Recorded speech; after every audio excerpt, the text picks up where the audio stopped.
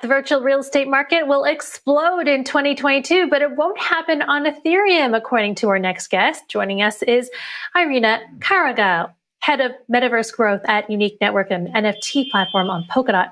Welcome, Irina. So the most popular metaverse projects out there today are built on Ethereum, such as Decentraland, Sandbox, Axie Infinity, but you believe virtual real estate will see the most growth on other blockchains next year. Why? Good morning, Christina Lawrence. I believe that Ethereum has its limitations. We did see an explosion of NFTs and metaverse concepts on the Ethereum blockchain, but so much more has happened in the past sort of 8 months.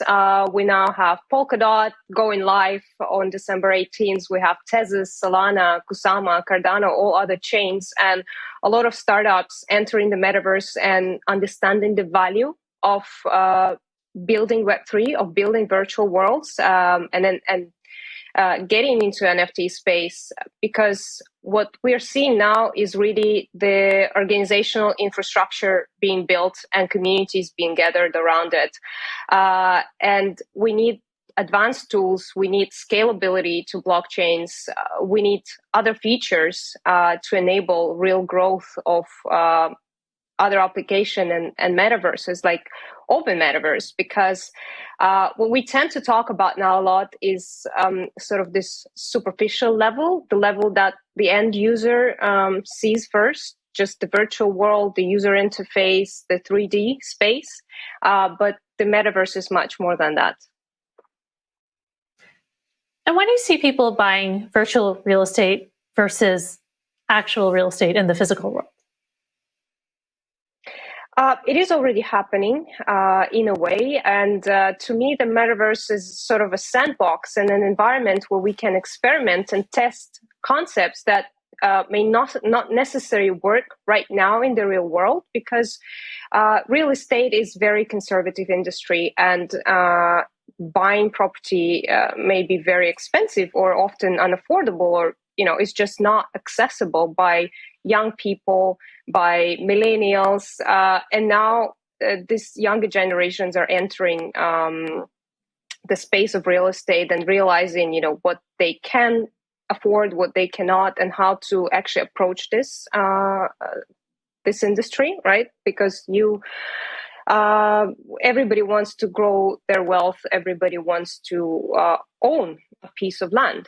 And it does look to me that we will first face younger generations purchasing a piece of virtual land and testing how it feels to own a land, even if it's virtual, in the metaverse, and then apply this concept to the real life. Of course, it will take us some time in developments, in regulations, in tech integrations, to get to the point when we will be able to tokenize real property through, let's say, non-fungible tokens, as they represent unique digital asset on a blockchain, and then move these rights to on the real property. So, we can certify,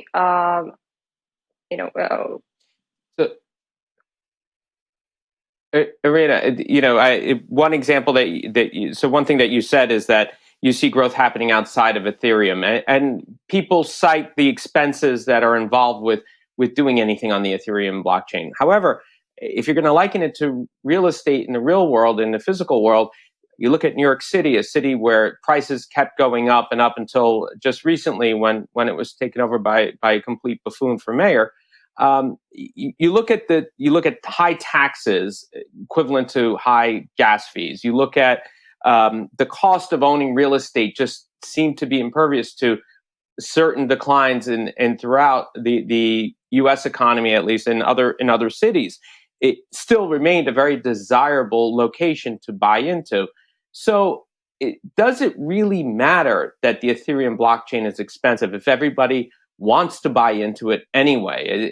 Is that analogy of being very similar to physical real estate actually incredibly accurate when it comes to the Ethereum blockchain? Well, of course, we all want to live in an exclusive area, right? And have access to some perks and bonuses, and now metaverses like Sandbox or Decentraland or Roblox, because of the activities they were having, because of the users they were attracting, it is what it is right now. It's expensive, but it's attractive. But the truth is that we haven't witnessed other use cases. We haven't seen other metaverses with other opportunities because it's just beginning to emerge.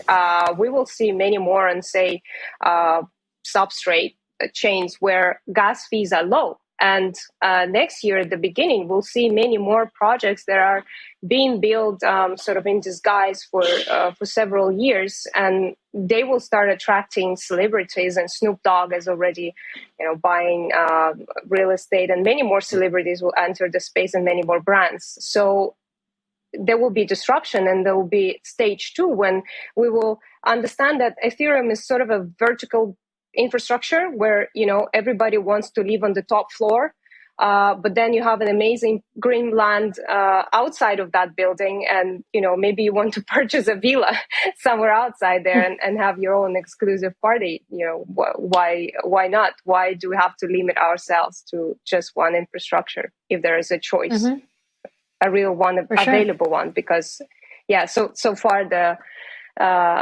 it wasn't available. It's just simple as that.